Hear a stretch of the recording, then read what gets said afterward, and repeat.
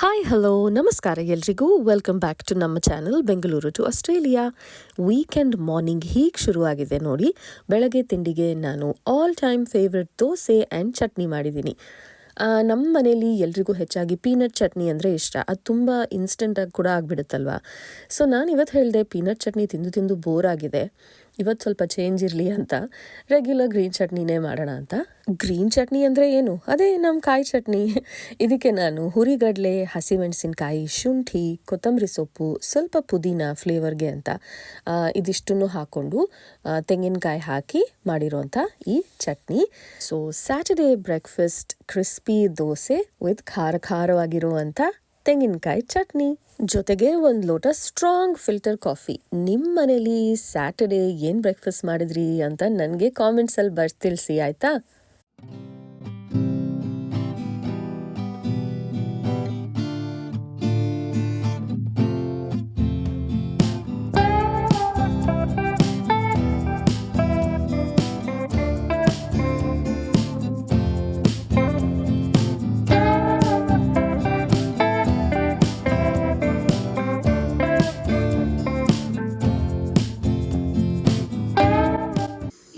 ನಾನು ನಿಮ್ಮ ಜೊತೆ ಒಂದು ರೆಸಿಪಿನ ಶೇರ್ ಮಾಡ್ತಿದ್ದೀನಿ. ಇದು ದಕ್ಷಿಣ ಕರ್ನಾಟಕ ಸ್ಟೈಲಲ್ಲಿ ತುಂಬ ಪಾಪ್ಯುಲರ್ ಆಗಿರುವಂತಹ ಒಂದು ರೆಸಿಪಿ, ಮೆಣಸ್ಕಾಯಿ ಅಂತ. ನೀವು ಹೆಚ್ಚಾಗಿ ಮದುವೆ ಊಟದಲ್ಲೆಲ್ಲ ತಿಂದಿರ್ಬೋದು. ಪೈನಾಪಲ್ ಯೂಶಲಿ ಇದನ್ನು ಮಾಡ್ತಾರೆ, ಸ್ವೀಟ್ ಆ್ಯಂಡ್ ಸವರ್ ಆಗಿ ಚೆನ್ನಾಗಿರುತ್ತೆ. ನಮ್ಮ ಮನೆಯಲ್ಲಿ ಹಾಗಲಕಾಯಿದಂದರೆ ನಮಗೆ ತುಂಬ ಇಷ್ಟ. It's a very simple easy recipe, ಕಡಿಮೆ ಇಂಗ್ರೀಡಿಯೆಂಟ್ಸ್ ಬಟ್ ಟೇಸ್ಟ್ ತುಂಬ ಚೆನ್ನಾಗಿರುತ್ತೆ. ಸೊ ಹಾಗಲಕಾಯಿ ಮೆಣಸ್ಕಾಯಿ ರೆಸಿಪಿನ ನಾನು ಇವತ್ತು ನಿಮ್ಮ ಜೊತೆ ಶೇರ್ ಮಾಡ್ತಾ ಇದ್ದೀನಿ. ಫಸ್ಟ್ ಈಗ ನಾನು ಹೆಚ್ಚಿಟ್ಕೊಂಡಿರುವಂಥ ಹಾಗಲಕಾಯಿನ ಎಲ್ಲ ಒಂದು ಪಾತ್ರೆಗೆ ಹಾಕ್ಕೊಂಡು ಅದಕ್ಕೆ ಒಂದು ಸ್ವಲ್ಪ ಅರಿಶಿನ ಆ್ಯಂಡ್ 1 ಸ್ಪೂನಷ್ಟು ಉಪ್ಪನ್ನು ಕೂಡ ಹಾಕ್ಕೊಂಡು ಇದಕ್ಕೆ ಬೇಯೋಕ್ಕೆ ಎಷ್ಟು ಬೇಕೋ ಅಷ್ಟು ಬಿಸಿ ನೀರನ್ನು ಕೂಡ ಇದಕ್ಕೆ ಹಾಕ್ಕೊಂಡು ಇದನ್ನು ನಾನು ಇವಾಗ ಕವರ್ ಮಾಡಿ ಅಂದರೆ ಒಂದು ಲಿಡ್ ಹಾಕಿ ಮುಚ್ಚಿಟ್ಟು ಸಣ್ಣ ಉರಿಯಲ್ಲಿ ಈ ಹಾಗಲಕಾಯಿ ಎಲ್ಲ ಚೆನ್ನಾಗಿ ಬೇಯೋ ತನಕ ಇದನ್ನು ಹೀಗೆ ಬಿಡ್ತೀನಿ. ಈ ರೆಸಿಪಿಗೆ ನಾನು ಒಂದು ಹಾಗಲಕಾಯಿನ ತೊಗೊಂಡಿದ್ದೀನಿ ಆ್ಯಂಡ್ ಆ ಹಾಗಲಕಾಯಿ ಸೈಜ್ ನೀವು ಆಗಲೇ ನೋಡಿದ್ರಲ್ಲ ನಾನು ಕಟ್ ಮಾಡ್ತಿರುವಾಗ. ಸೊ ಆ ಕಡೆ ಹಾಗಲಕಾಯಿ ಬೇಯ್ತಿರೋ ಹಾಗೆ ಈ ಕಡೆ ಒಂದು ಮಸಾಲ ಪೇಸ್ಟನ್ನ ಪ್ರಿಪೇರ್ ಮಾಡ್ಕೊಳ್ಬೇಕು. ಅದಕ್ಕೆ ಒಂದು ಪ್ಯಾನಲ್ಲಿ ಸ್ವಲ್ಪ ಎಣ್ಣೆ ಬಿಸಿ ಮಾಡಿ ಒಂದು ಅರ್ಧ ಸ್ಪೂನಷ್ಟು ಜೀರಿಗೆನ ಬಿಸಿಯಾದ ಎಣ್ಣೆಗೆ ಹಾಕ್ಕೊಂಡು ನೆಕ್ಸ್ಟ್ ಈಗ 1 ಟೇಬಲ್ ಸ್ಪೂನಷ್ಟು ಉದ್ದಿನ ಬೇಳೆಹಣ್ಣು ಹಾಕ್ಕೊಂಡು ಜೊತೆಗೇನೆ ಸ್ವಲ್ಪ ಪೆಪ್ಪರ್ಕಾರ್ನ್ಸ್ ಅಂದರೆ ಕಾಳುಮೆಣಸು. ಆಮೇಲೆ ಇದಕ್ಕೆ ಮೇಯ್ನ್ ಆಗಿ ಖಾರ ಕೊಡೋದಂದರೆ ರೆಡ್ ಚಿಲ್ಲೀಸ್ ಎಷ್ಟು ಸ್ಪೈಸಿ ಆಗಿದೆ ಅನ್ನೋದ್ರ ಮೇಲೆ ಡಿಪೆಂಡ್ ಆಗುತ್ತೆ. ನಾನು ಒಂದು 5-6 ರೆಡ್ ಚಿಲ್ಲೀಸ್ ತೊಗೊಂಡಿದ್ದೀನಿ ಇಲ್ಲಿ, ಅಂದರೆ ಒಣಮೆಣಸಿನ್ಕಾಯಿ. ಈಗ ಇದನ್ನೆಲ್ಲ ಸಣ್ಣ ಉರಿಯಲ್ಲಿ ಆ್ಯಂಡ್ ರೋಸ್ಟ್ ಆಗೋ ತನಕ ಹುರ್ಕೊಂಡು ಅದನ್ನು ಒಂದು ಮಿಕ್ಸಿ ಜಾರಿಗೆ ಇವಾಗ ನಾನು ತೆಕ್ಕೊಳ್ತಾ ಇದ್ದೀನಿ. ಆ್ಯಂಡ್ ನಾನು ಇಲ್ಲಿ ಯೂಸ್ ಮಾಡ್ತಿರೋದು desiccated coconut. Fresh coconut use ಮಾಡಿದರೆ ಇನ್ನೂ ಒಳ್ಳೆಯದು. ನಂತರ ಯಾರಾದರೂ ಡೆಸಿಕೇಟೆಡ್ ಕೋಕೋನಟ್ ಯೂಸ್ ಮಾಡ್ತಿದ್ರೆ ಈ ಕ್ವಾಂಟಿಟಿಗೆ ನಾನು 6 ಟೇಬಲ್ ಸ್ಪೂನ್ಸ್ ಡೆಸಿಕೇಟೆಡ್ ಕೋಕೋನಟ್ ಹಾಕೋತಾ ಇದ್ದೀನಿ. ಇದ್ರ ಜೊತೆಗೇ ಸ್ವಲ್ಪ ವಾರ್ಮ್ ವಾಟರ್ ಹಾಕ್ಕೊಂಡು ಇದನ್ನು ಇವಾಗ ಒಂದು 2 ರೌಂಡಷ್ಟು ಈ ಎಲ್ಲ ಇಂಗ್ರೀಡಿಯೆಂಟ್ಸ್ನ ನಾನು ಒಂದು ಪೇಸ್ಟ್ ಮಾಡ್ಕೊಳ್ತೀನಿ. ಲಾಸ್ಟ್ ಫೈನಲ್ ಆಗಿ ಇದನ್ನು ರುಬ್ಕೊಳ್ಳೋಕ್ಕಿಂತ ಮುಂಚೆ ಇದಕ್ಕೆ ಎಳ್ಳು ಹಾಕೋಬೇಕು. ಆ್ಯಂಡ್ ಅದೇ ಟೇಬಲ್ ಸ್ಪೂನಲ್ಲಿ ಸುಮಾರು 1/4 ಟೇಬಲ್ ಸ್ಪೂನಷ್ಟು ಹಸಿ ವೈಟ್ ಎಳ್ಳನ್ನು ಹಾಕೊಳ್ತಾ ಇದ್ದೀನಿ. ಇದಕ್ಕೊಂದು ಯುನೀಕ್ ಫ್ಲೇವರ್ ಕೊಡುತ್ತೆ. ಸೊ ಇವಾಗ ಇದನ್ನೆಲ್ಲ ಮತ್ತೆ 1-2 ರೌಂಡ್ ರುಬ್ಕೋಬೇಕು. ಎಲ್ಲ ಫೈನ್ ಪೇಸ್ಟ್ ಆಗೋ ತನಕ ಈ ಮಸಾಲ ಪೇಸ್ಟನ್ನ ರುಬ್ಕೋಬೇಕು. ಈಗ ಈ ಮೆಣಸ್ಕಾಯಿಗೆ ಬೇಕಾಗಿರೋಂಥ ಮಸಾಲ ಪೇಸ್ಟ್ ರುಬ್ಬಿ ಇಲ್ಲಿ ರೆಡಿ ಆಗಿದೆ ಆ್ಯಂಡ್ ಈ ಕಡೆ ಹಾಗಲಕಾಯಿ ಕೂಡ ಬೆಂದು ಸಾಫ್ಟ್ ಆಗಿದೆ. ಇನ್ನೇನಿದ್ರು ಈ ರುಬ್ಬಿಟ್ಟಿರುವಂಥ ಮಸಾಲೆಯನ್ನು ಈ ಬೆಂದಿರೋಂಥ ಹಾಗಲಕಾಯಿಗೆ ಹಾಕೊಳ್ಳೋದು. ಅಂದಂಗೆ ನಿಮ್ಮಲ್ಲಿ ಯಾರಿಗೆಲ್ಲ ಹಾಗಲಕಾಯಿ ಅಂದರೆ ಇಷ್ಟ ಅಂತ ನಂಗೆ ಹೇಳಿ. ನಾನು ಚಿಕ್ಕವಳಿದ್ದಾಗಂತೂ ಹಾಗಲಕಾಯಿ ನನಗೆ ಇಷ್ಟನೇ ಆಗ್ತಿರ್ಲಿಲ್ಲ. ಬಟ್ ಈಗೀಗ ನನಗೆ ನನ್ನ ಹಸ್ಬೆಂಡ್ಗೆ ಹಾಗಲಕಾಯಿ ಅಂದರೆ ಇಷ್ಟ. ಇದರಲ್ಲಿ ಪಲ್ಯ ಕೂಡ ಮಾಡ್ತೀನಿ ನಾನು ಆಗಾಗ, ಅದು ಕೂಡ ತುಂಬ ಚೆನ್ನಾಗಿ ಬರುತ್ತೆ. ಸೊ ಈಗ ಹುಣಸೆ ಹಣ್ಣು ಹಾಕಬೇಕು. ಹುಣಸೆ ಹಣ್ಣು ಈ ಥರ ಯೂಸ್ ಮಾಡೋದಾದರೆ ಈ ಒಂದು ಲೆಮನ್ ಸೈಜ್ಡ್ ಬಾಲ್ ಆಫ್ ಹುಣಸೆ ಹಣ್ಣನ್ನು ಬಿಸಿ ನೀರಲ್ಲಿ ನೆನೆಸಿಟ್ಕೊಂಡು ಅದ್ರ ಪೇಸ್ಟ್ ಮಾಡ್ಕೊಳ್ಬೋದು. ನಾನು ಹೆಚ್ಚಾಗಿ ಅಡುಗೆಯಲ್ಲಿ ಟ್ಯಾಮಿಕಾನ್ ಅನ್ನೋವಂಥ ಟ್ಯಾಮರಿನ್ ಕಾನ್ಸಂಟ್ರೇಟ್ನ ಯೂಸ್ ಮಾಡ್ತೀನಿ. ಸೊ 1 ದೊಡ್ಡ ಸ್ಪೂನಷ್ಟು ಇವಾಗ ನಾನು ಇದಕ್ಕೆ ಹಾಕೊಳ್ತಾ ಇದ್ದೀನಿ. ಈ ರೆಸಿಪಿಗೆ ಹುಳಿ, ಖಾರ ಆ್ಯಂಡ್ ಬೆಲ್ಲ ಇದೆಲ್ಲನೂ ಸ್ವಲ್ಪ ಮುಂದೆ ಇರಬೇಕು. ಬಿಕಾಸ್ ಹಾಗಲಕಾಯ್ದು ನ್ಯಾಚುರಲ್ ಅಂಶ ಕಹಿ ಅಲ್ವಾ. ಸೊ ಹಾಗೆ ನಾನು ಇವಾಗ ಇದಕ್ಕೆ ಸ್ವಲ್ಪ ಬೆಲ್ಲ ಹಾಕ್ಕೊಳ್ತಾ ಇದ್ದೀನಿ. ನಾನು ಕೈಯಲ್ಲಿ ಹಾಕ್ತಾ ಇದ್ದೀನಿ. ಮೇ ಬಿ ಸುಮಾರು 2 ದೊಡ್ಡ ಸ್ಪೂನ್ಸ್ ಬೆಲ್ಲ ಇರ್ಬೋದು. ಇದಿಷ್ಟನ್ನು ಹಾಕಿ ಚೆನ್ನಾಗಿ ಮಿಕ್ಸ್ ಮಾಡಿ. ಕನ್ಸಿಸ್ಟೆನ್ಸಿ ಹೇಗಿರ್ಬೇಕಂದ್ರೆ ತುಂಬ ಸಾರು ಥರ ನೀರು ಇರಬಾರ್ದು ಆ್ಯಂಡ್ ಹಾಗೆ ತುಂಬ ಥಿಕ್ ಕೂಡ ಬೇಡ. ಅನ್ನ ಕಲ್ಸ್ಕೊಂಡು ತಿನ್ನೋಷ್ಟು ಕನ್ಸಿಸ್ಟೆನ್ಸಿ ಇದ್ರೆ ಸರಿ ಇರುತ್ತೆ. ಒಂದು ಕ್ವಿಕ್ ಟೆಸ್ಟ್ ಮಾಡಿ ನೋಡಿದೆ, ಸ್ವಲ್ಪ ಉಪ್ಪು ಬೇಕು ಅಂತ ಅನಿಸ್ತು. ಬಿಕಾಸ್ ನಾನು ಫಸ್ಟ್ ಹಾಗಲಕಾಯಿ ಬೇಯಿಸ್ಕೋಬೇಕಾದ್ರೆ ಮಾತ್ರ ಉಪ್ಪು ಹಾಕೊಂಡಿದ್ದು. ಸೊ ಇವಾಗ ಇನ್ನೊಂದು ಚೂರು ಬೇಕು ಅಂತ ಅನಿಸ್ತು. ಸೊ ಇವಾಗ ಅದಕ್ಕೆ ಸ್ವಲ್ಪ ಎಕ್ಸ್ಟ್ರಾ ಉಪ್ಪನ್ನ ಕೂಡ ಆ್ಯಡ್ ಮಾಡ್ಕೊಳ್ತಾ ಇದ್ದೀನಿ.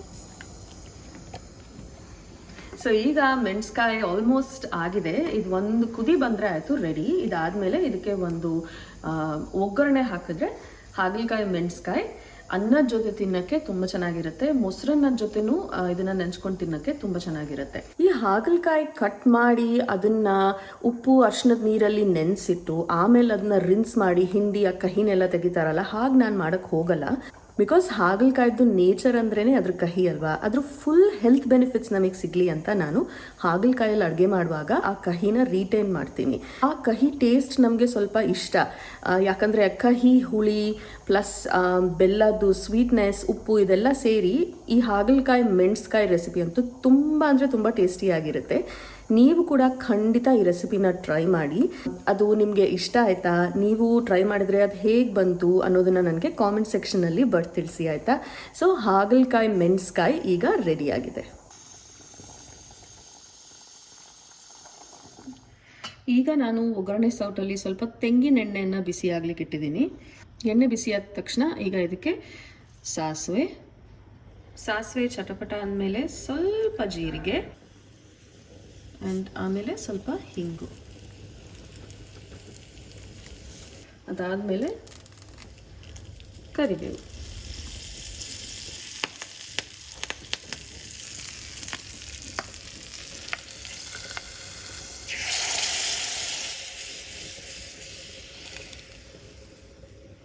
ಮಧ್ಯಾಹ್ನ ಊಟಕ್ಕೆ ಏನೆಲ್ಲ ರೆಡಿ ಆಗಿದೆ ನೋಡೋಣ. ಹಾಗಲಕಾಯಿ ಮೆಣಸ್ಕಾಯಿ, ಮಕ್ಕಳು ಮೆಣಸ್ಕಾಯಿ ಅಷ್ಟು ಇಷ್ಟಪಟ್ಟು ತಿನ್ನಲ್ಲ ಅಂತ ಸ್ವಲ್ಪ ಸಾಂಬಾರು ಕೂಡ ಮಾಡಿದ್ದೀನಿ. ಮಿಕ್ಸ್ಡ್ ವೆಜಿಟೇಬಲ್ಸ್ ಎಲ್ಲ ಹಾಕಿ ಒಂದು ಸಾಂಬಾರು ಮಾಡಿದ್ದೀನಿ. ಆಮೇಲೆ ನೆನ್ನೆ ಮಾಡಿದ್ದು ಸಾರು ಸ್ವಲ್ಪ ಉಳಿದಿತ್ತು ಆ್ಯಂಡ್ ಅದು ಇವಾಗ ಇಲ್ಲಿ ಬಿಸಿ ಆಗ್ತಿದೆ. ಸೊ ನೆನ್ನೆ ಮಾಡಿದ ಸ್ವಲ್ಪ ಬೀನ್ಸ್ ಪಲ್ಯ ಆಯಿತು. ವೀಕೆಂಡ್ ಮಧ್ಯಾಹ್ನ ಊಟ ಅಂತೂ ಫುಲ್ ಮೀಲ್ಸ್ ಥರ ರೆಡಿ ಆಗಿದೆ. ಇನ್ನೇನಿದ್ರು ಚೆನ್ನಾಗಿ ಬಾರಿಸಿ ಒಂದು ನಿದ್ದೆ ಮಾಡೋದೇ ಉಳಿದಿರೋದು.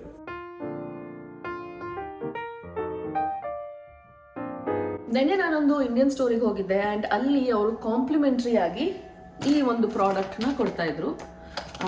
ಇದು ಯಾವುದೇ ಸ್ಪಾನ್ಸರ್ಡ್ ವಿಡಿಯೋ ಅಲ್ಲ, ಸುಮ್ಮನೆ ನಿಮ್ಮ ಜೊತೆ ಶೇರ್ ಮಾಡ್ತಿದ್ದೀನಿ ಅಷ್ಟೇ.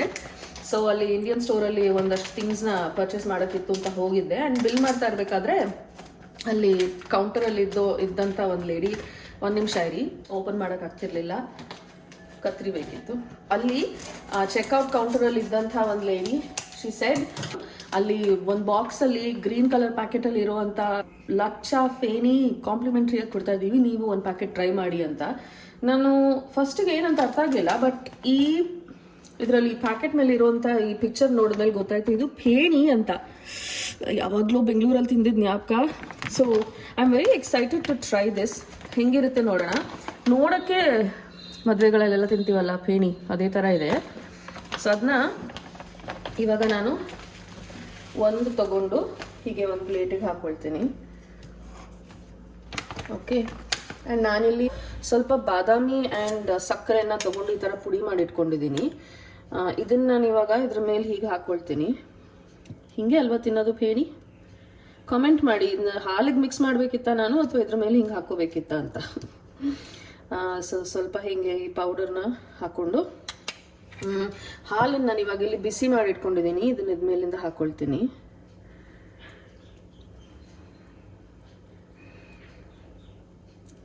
ಇದೊಂದು ಸ್ವಲ್ಪ ಹೊತ್ತು ಹೀಗೆ ಸೋಕ್ ಆಗ್ಬೇಕನ್ಸುತ್ತೆ. ಒಂದು 2 ಮಿನಿಟ್ಸ್ ಕೊಡೋಣ ಇದಕ್ಕೆ. ಓಕೆ, ನನಗೆ ತುಂಬ ಸಾಫ್ಟ್ ಆಗೋದ್ರೆ ಇಷ್ಟ ಇಲ್ಲ, ಒಂಚೂರು ಕ್ರಂಚಿ ಆಗೋಗಿದೆ. ಇವಾಗ ಟೆಸ್ಟ್ ಮಾಡೋಣ. ಓಕೆ, ಈ ಸ್ವೀಟ್ ಮಿಲ್ಕ್ನ ಅದ್ರ ಮೇಲೆ ಚೂರು ಹಾಕ್ಕೊಂಡು ಚೆಸ್.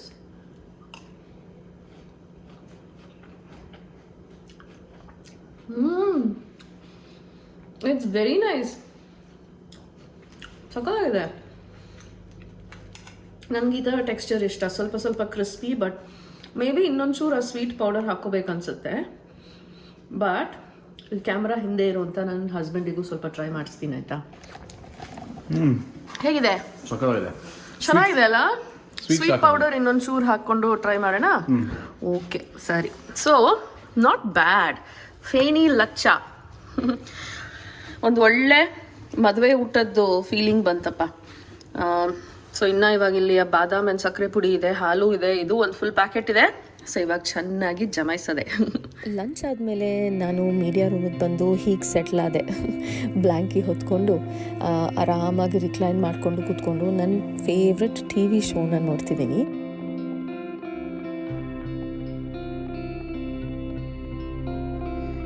ನೋಡ್ತಾ ನೋಡ್ತಾ ಹಾಗೆ ತೂಕಿಡ್ಸ್ಕೊಂಡು ನಿದ್ದೆ ಮಾಡಿಬಿಟ್ಟೆ ಅನಿಸುತ್ತೆ. ಸಡನ್ನಾಗಿ ಕಣ್ ತೆಗೆದು ನೋಡಿದಾಗ ಟೈಮ್ ನೋಡಿ 4 ಗಂಟೆ ಆಗ್ತಾ ಇದೆ.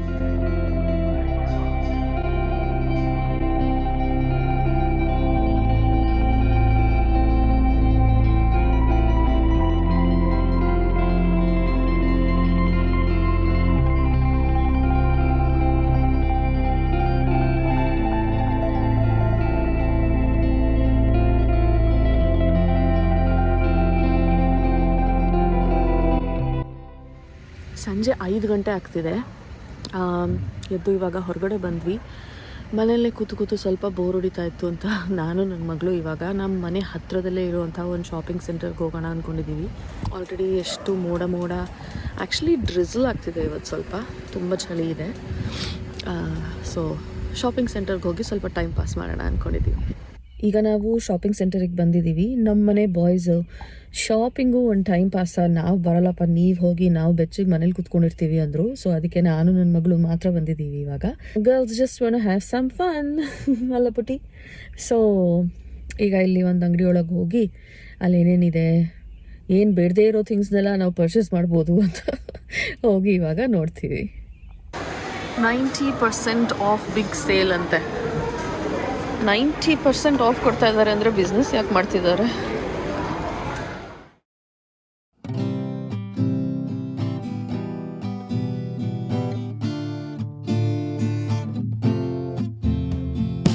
ಎಷ್ಟು ಜನ ಈ ಶೋನ ನೋಡ್ತೀರಿ ಅಂತ ನನಗೆ ಹೇಳಿ. This is one of our all time favourite shows. ಇದ್ರದ್ದು ಒಂದು ಸ್ವೆಟ್ ಶರ್ಟ್ ಇದೆ, ಚೆನ್ನಾಗಿದೆ ಅಲ್ಲ? ತಗೊಳ್ಳ ಬೇಡವಾ ಅಂತ ನೋಡ್ತಾ ಇದ್ದೀನಿ. ನಾವೀಗ ಜ್ಯುವೆಲ್ರಿ ಸೆಕ್ಷನಲ್ಲಿದ್ದೀವಿ. ಮಕ್ಕಳಿಗೆಲ್ಲ ಎಷ್ಟು ಪುಟ್ಟು ಎಷ್ಟು ಚೆನ್ನಾಗಿದೆ ನೋಡಿ. ಲುಕ್ ಎಟ್ ದಿಸ್ ಪುಟ್ಟಿ, this is so cute. I like the butterfly ones. The shell ones. ನಮಗೆಲ್ಲ ಎಷ್ಟು ಥರದ ಇಯರಿಂಗ್ಸ್ ಇದ್ರೂ ಸಾಕಾಗಲ್ಲ ಅನಿಸುತ್ತೆ. Oh, this ones also very pretty. ನನ್ನ ಮಗಳು ಚಿಕ್ಕವಳಿರ್ಬೇಕಾದ್ರೆ ಈ ಥರ ಕಲರ್ ಕ್ಲಿಪ್ ಎಲ್ಲ ಹಾಕ್ತಿದೆ ಅವಳಿಗೆ. ಇದು ನಂಗೆ ತುಂಬ ಇಷ್ಟ ಆಯಿತು. It's so elegant and so pretty.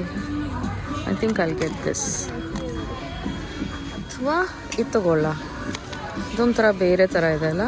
This is also very pretty. Actually you know what, ಎರಡೂ ಬೇಡ. ನಾ ಹೇಳ್ದೆಲ್ಲ ಬೇಡದೇ ಇರೋದೇನು ತೊಗೊಳ್ಳಲ್ಲ ಇವತ್ತು. ಸೊ ಈಗ ಸದ್ಯಕ್ಕೆ ಸುಮ್ಮನೆ ನೋಡ್ಕೊಂಡು ಹೋಗೋಣ ಬನ್ನಿ. ಇದೇನಿದು ಒಳ್ಳೆ ಫಳ ಮಿನ ಅಂತ ಕಿರೀಟ ಥರ ಇದೆ.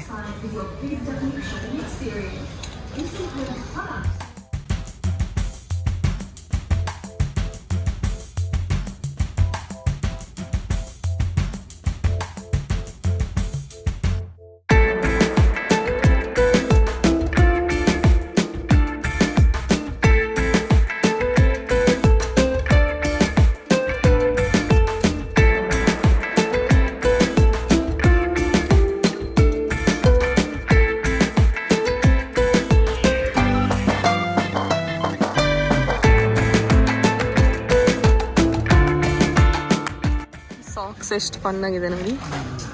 ಮೈ 6 ಪ್ಯಾಕ್. ಆಮೇಲೆ ಏನಿದೆ, ಪಾಪ್ಕಾರ್ನ್.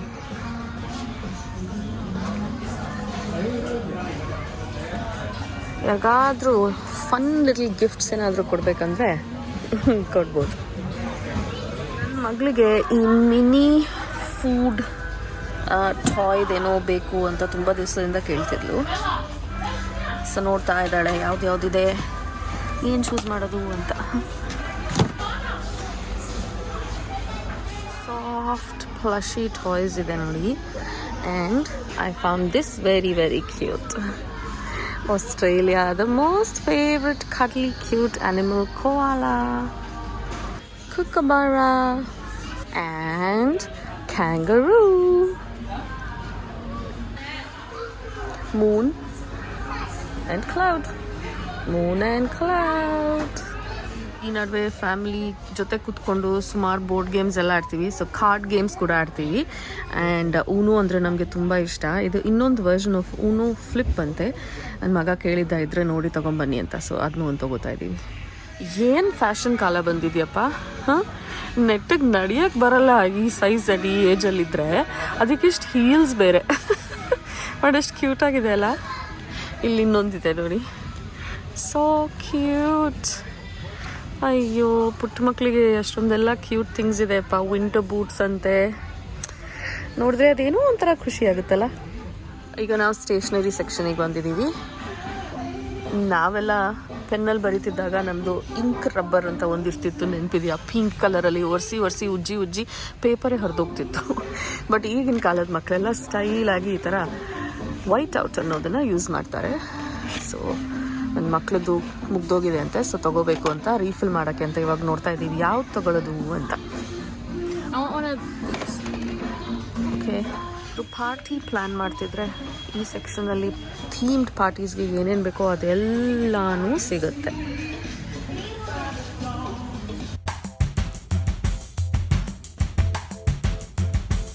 ಮೈಲ್ ಸ್ಟೋನ್ ಬರ್ತ್ಡೇಸ್ಗೆ ಎಲ್ಲ ಡೆಕೋರೇಷನ್ಸ್ ಇಲ್ಲಿದೆ ನೋಡಿ. ಇದನ್ನು ದಾಟಾಯಿತು, ಇದನ್ನು ದಾಟಾಯಿತು.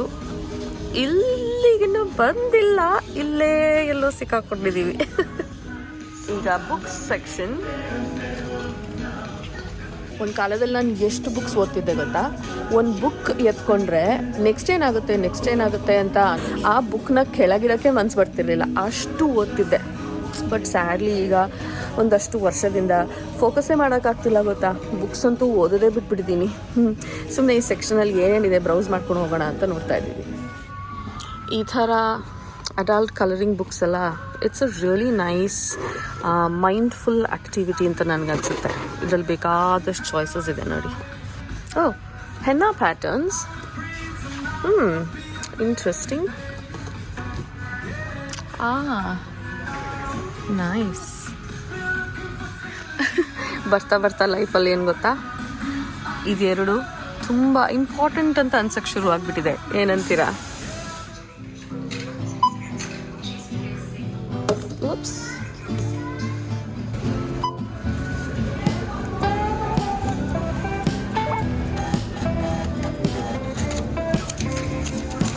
Please take your receipt.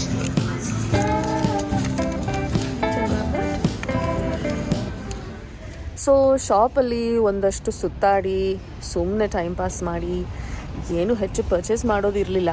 ಮನೇಲಿ ಕೂತ್ ಬೋರ್ ಆಗ್ತಿತ್ತು. ನಾನು ನನ್ನ ಮಗಳು ಇಬ್ಬರು ಸುಮ್ಮನೆ ಮಾತಾಡಿಕೊಂಡು ಏನಿದೆ ಅಂತೆಲ್ಲ ನೋಡಿಕೊಂಡು ಟೈಮ್ ಪಾಸ್ ಮಾಡೋಣ ಅಂತ ಬಂದಿದ್ವಿ ಅಷ್ಟೇ. ಸೊ ಇವಾಗ ಸುಮಾರು ಒಂದು 1 hour ಸ್ಪೆಂಡ್ ಮಾಡಿದ್ವಿ ಅನಿಸುತ್ತೆ ಈ ಅಂಗಡಿಯೊಳಗೆ. ಇವಾಗ ಮನೆಗೆ ಹೋಗೋಣ. ಓಕೆ, ಈಗ ಟೈಮ್ ಎಷ್ಟು ಗೊತ್ತಾ? 6:30 ಅಷ್ಟೇ. ಆ್ಯಂಡ್ ಹೊರಗಡೆ ಆಗಲೇ ಹೆಂಗಿದೆ ನೋಡಿ. ಏನೋ 9 ಗಂಟೆ ರಾತ್ರಿ ನಾವು ವಾಪಸ್ ಮನೆಗೆ ಹೋಗ್ತಿರೋ ಥರ ಇದೆ ಅಲ್ವಾ? ಬೈ ದ ವೇ, ನಾನು ಸೇಫಾಗಿ ಡ್ರೈವ್ ಮಾಡ್ತಾ ಇದ್ದೀನಿ. ನನ್ನ ಮಗಳು ಕ್ಯಾಮ್ರಾ ಇಟ್ಕೊಂಡು ಫಿಲ್ಮ್ ಮಾಡ್ತಾ ಇದ್ದಾಳೆ ಆಯಿತಾ. ಸೊ ಹಾಗೆ 6:30 in the evening, June, Sydney, ಆಸ್ಟ್ರೇಲಿಯಾದಲ್ಲಿ.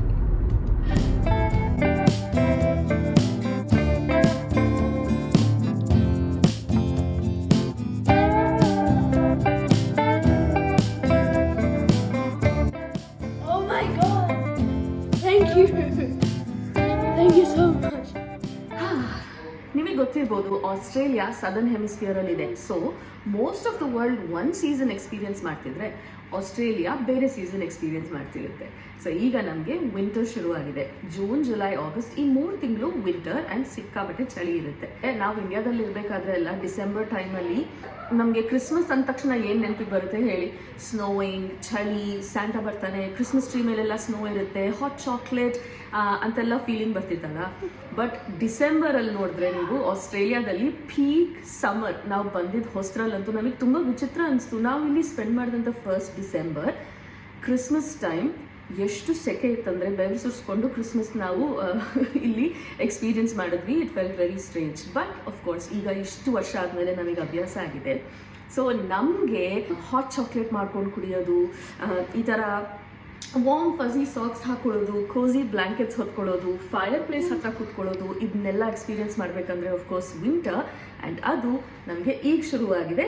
ಆಗಸ್ಟ್ ತನಕ ವಿಂಟರ್ ಇಲ್ಲಿ ಸಿಕ್ಕಾಪಟ್ಟೆ ಚಳಿಯಾಗಿರುತ್ತೆ.